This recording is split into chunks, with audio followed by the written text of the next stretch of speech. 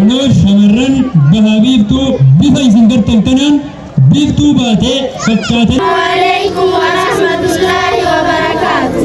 Alhamdulillahi alladhi arsala rasulahu bil huda wa dinil haqqi liyudhhirahu 'ala ad-dini kulli wa kafaa billahi shahida wa ashhadu an la ilaha illallah wahdahu la sharika lahu iqraran bihi wa tauhida wa ashhadu anna muhammadan 'abduhu wa rasuluhu sallallahu alaihi wa ala alihi wa sahbihi wa sallam tasliman mazida. Amma ba'd. Alhamdulillah syukri rabbi khanya syukri sati wajiro sene katenya awalu basi se obole yang kenya awalu basi se obole yang kenya bikada bigutame awal jalanu wal jalala mane wajibah ibnu rabbu manu kana malakan ibnu rabbu manu kana malakan ibnu wala la basine bekhara baru wala lu maunda firana kibnu ayo dabi abonja bada undinu ayo dabi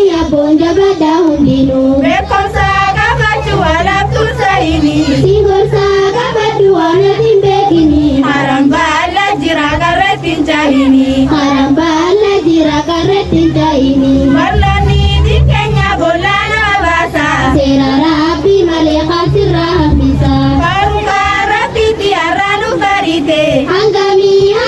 kana dunu tide mena muda makaduna kabate mena muda makaduna kabate magalan di Kenya aske sadabate walira baratu aske sayate tuwana mamiti Allah ratate tuwana mamiti Allah ratate yana madi jibu shenate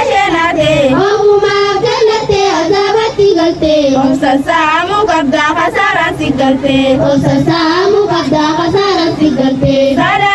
salati umri sirradumte ijabi nagare namachi bude agni wanda khatu firdi rabbi tate agni wanda khatu firdi rabbi tate rabbiha shakaru kulli zamanati tambirati disida kitti bayati otaha baranu bole yang Kenya hadisa Qur'ana dikaguta Kenya anajira cimna karana bi Kenya anajira cimna sunna nabi Kenya garin jalan biati arabi nugode ummata isati wallahi dagan nunu khara isati wallahi dagan nunu khara isati yoga baju banenu khara isati nasiya syaitana kharaman nisati ya majamu ummata isati ya majamu ummata isati nabi Kenya garin gabagodanani wanisa nuda manakanda besani